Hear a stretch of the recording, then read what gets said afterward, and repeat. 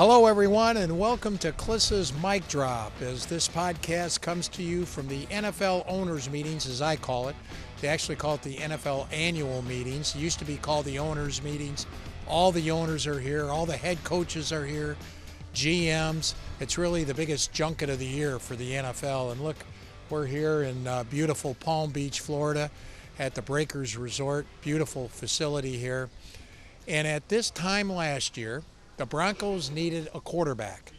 They no longer do. They found Bo Nix with the number 12 overall pick. This year, they need a running back. And this comes from someone who's usually not big into the running game. I think in today's NFL, I love the passing game. I think the running game, generally speaking, is used to basically let the receivers catch their breath, every 3 or 4 plays. But after watching the Super Bowl this year and the way the Eagles dismantled the Chiefs, you could see that besides Saquon Barkley, and I know no one else has a Saquon Barkley, and the Broncos won't get him this year in the draft either, but there's so many ancillary characteristics that the running game gives to a football team. First of all, it brings toughness. On both sides of the line, you kind of win. You saw that the Eagles really won that game up front. It wasn't Barkley. They won it up front with their offensive line, with their defensive line. Look, if the Eagles showed that running the ball and controlling the clock and getting that tush-push so they could score those close-in touchdowns, and besides all that, they can figure out how to beat the Chiefs, then the Broncos need to figure out how to run the ball, and they've got to get themselves a good running back. Talk to Sean Payton down here at the meetings about what it's like to go get a running back. Generally, it's easier to find that position than the QB. I mean, there's just more access to finding answers to that position, and it's much, I think, more challenging at quarterback. So Sean Payton talked about how difficult it is to get a quarterback versus a running back. They came through last year, didn't they? They got Bo Nix with the number 12 overall pick, and they got him even though he was the 6th quarterback to come off the board. Even though he was the 6th quarterback, he had the second best rookie season. Only Washington's Jaden Daniels had a better year, led Washington to the playoffs and a playoff win, had sensational statistics, both running the ball and passing the ball, but still the Broncos got their guy, and they no longer have to worry about that this year. I appreciate not being in that quarterback market. That's difficult. How about those also-ran owners in the AFC West? The also-rans, that's any team that's not named the Kansas City Chiefs. The Chiefs, with Andy Reid and Patrick Mahomes, have won the division 9 straight years, going back to the Broncos' Super Bowl 50 year of 2015. They even won it. They started that streak, by the way, with Alex Smith as their quarterback. Patrick Mahomes has won it the last 7. But it was really interesting to see what the owners did, and it was really led by Greg Penner. No longer are these teams going with first-time head coaches. And on top of that, with all those icon coaches to take on Andy Reid, they all got some quality quarterbacks too. The Broncos found one with Nix, and the Raiders, instead of a journeyman like Gardner Minshew and unproven talent like Aiden O'Connell, they come in and they get Geno Smith. So really competitive. These owners did not wave the white flag. They did not say uncle to the Chiefs and are just going to let Clark Hunt walk away with the division title for the next 10 years easily. They're going after him. You're not going to let the Chiefs just ease into the next 10 years. No, we're not. It's been impressive, the run that they've had here, and as you said, they got a great coach and quarterback. But I think it's one of the most interesting divisions in football, given the personalities that you mentioned, the quarterbacks, and boy, if we're not making the right moves in the off season to get ready, we're going to fall behind. And our goal is to catch up to the Chiefs and win the division. It was nice to talk to Greg Penner down here at the NFL owners meetings. We get a chance to talk to him really only about 2 or 3 times a year. Nice to visit with him in this setting with a sit-down interview with 9 News. We also asked him about what site he's picked out. I personally would bet on the Burnham Yard Railroad, right down off 25, off the 8th Avenue exit, somewhere in there. You know, those abandoned railroads over there. There's still a bunch of businesses over there. I think the Broncos have talked to the people there. It's complicated. It's hard to get everyone to agree. You got to get city officials. There's politicians involved. They've also talked to Lone Tree. Greg Penner mentioned down here that Aurora has stepped up. After Lone Tree became known, Aurora city officials stepped up. They want to throw their hat in the ring. So still some other options for the Broncos. Their current site at Empower Field, that will be difficult for a year or two as you kind of transfer from one stadium to the other. Parking, that would be a mess. So I think a downtown Denver site is what the Broncos will eventually get. I do think they're eventually going to get a stadium. How close are you to picking a site for a stadium if you decide to go ahead with the new stadium? Yeah, Mike, we're making progress in terms of evaluating our options.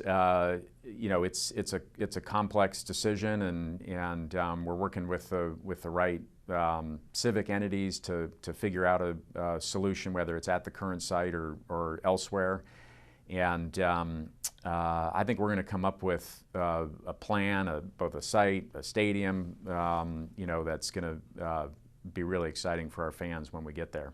Speaking of new venues, the Broncos hope to play in Berlin this year. We talked to Damani Leech, the president of the Denver Broncos, and the Broncos let it be known to the league that, first of all, if they want to play an international game this year, and they have a choice between Berlin against the Colts, that's likely, or London against the Jets, that's not as likely. The Broncos have done London, been there, done that.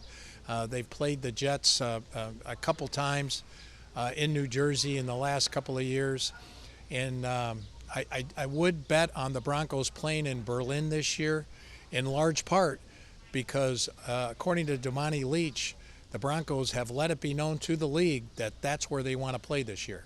On the Berlin side, I personally, I'd say I was surprised that Sean really vocalized his interest in playing in Germany. I think some of that goes back to I think he likes to travel. I think he likes the team being alone-ish together, and what that does from a cultural standpoint with the team. I think he likes the idea of being first and playing in a city like Berlin for the first time with an NFL regular season game. President Leach also talked about how the Broncos can combine the throwback and their alternative uniforms for one more game this year. They did it. They had it for 3 games last year. They can do it for 4 games. The most I think you would get out of this is 3 throwbacks and one that alternative navy blue. I like those too. I tell you, to me it's a little dangerous to have so many different colors on game day. What is the Broncos uniform? It used to be you knew that orange was their jersey. Now there's so many different. We were watching a baseball game the other day, and they changed so many times they really look like slow pitch softball uniforms. So with all the different options and variations they have to the uniforms, it's getting that way everywhere. The Broncos are joining in. Everybody likes the throwbacks. Maybe one more throwback will come out for the Broncos this year. Leach talked about that. I absolutely love the uniforms. I love the versatility of them. Definitely love the throwbacks. I don't know if you guys heard, but we just refreshed the policy, and so now we'll be able to wear alternate uniforms 4 times during the regular season. So that'll be great. More opportunity to wear the throwbacks, but also more versatility with the helmets. So as an example, we could wear our white helmets with orange on orange pants and jerseys. So things like that will just add more flexibility to the closet and hopefully be exciting for the players, but also for the fans. And finally, let's remember, with all the attention that was paid to the Broncos with free agency and paid to the draft, who they're going to take number 20, who they're going to take number 51 in the second round, number 85 in the third round. I mean, really, if they're going to be better in 2025, the key is not the new guys they added. The key is the guys they already have get better. So that's the key. And, of course, no one is more important to the Broncos' success than Bo Nix. He had a good rookie year. Remember, he got off to a rugged start. 0 touchdown passes, 4 interceptions through his first 2 games, and the Broncos lost both of them. So they can't afford to start like that in 2025. There's 2 ways for a quarterback to go, really for any star player to go, after their fine rookie year. A, they get better and they make a big jump in their second year. Think Dan Marino with the Miami Dolphins, 1984. No one had a better sophomore campaign than he did. Or there is a phrase out there, an axiom, that's known as the sophomore slump, and it's real. And it's because defenses, in the case of NFL quarterbacks, defenses adjust after they get a full year of tape on the quarterback who had a nice rookie year. C.J. Stroud, sensational as a rookie, not quite as dominant as a sophomore. He came on late in the season, but he struggled at times in his second year. So for the Broncos, the key, how can they avoid the sophomore slump with Bo Nix? We talked to General Manager George Paton about that.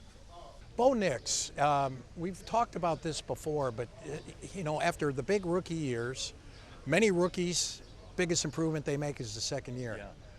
Others, there is that sophomore slump that people talk about. What do you think about Well, I just those? think we just have to surround them, with good players, like we've done, and just keep building the team. And obviously, he's going to get a full off season this year. Where last year, he was preparing for the combine and all that stuff. And so we're hopeful he'll take that next step, learning the offense more, learning his teammates more, learning Denver more. I mean, that rookie year is crazy, especially for a quarterback. Everything that goes into it. He was a team captain. And so we think he'll take that next step just because of, just another year in the program.